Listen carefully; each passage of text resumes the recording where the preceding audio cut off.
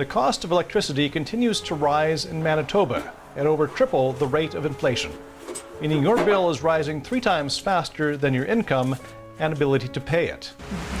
Approximately 35% of Manitobans heat electrically, okay, and of them approximately 30% of Manitobans are lower income. How can that be? Manitoba Hydro was supposed to be an asset for Manitobans, an advantage. Hydro, I think its role was defined correctly at the commencement, which was reliable power at the lowest possible cost. So, what went wrong? I believe that a plan that was developed over a decade ago fell apart with the changed market conditions.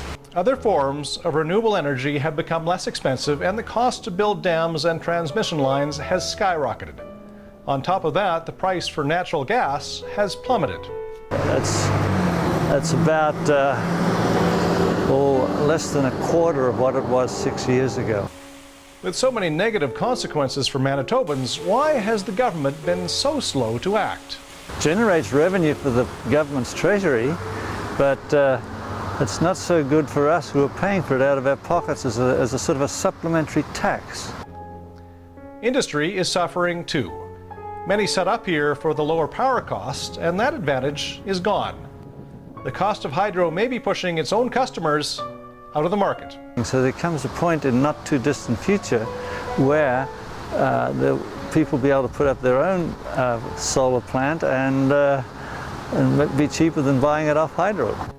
Americans are paying less for hydro's surplus power than it costs to produce it, but it's better than it being lost for nothing.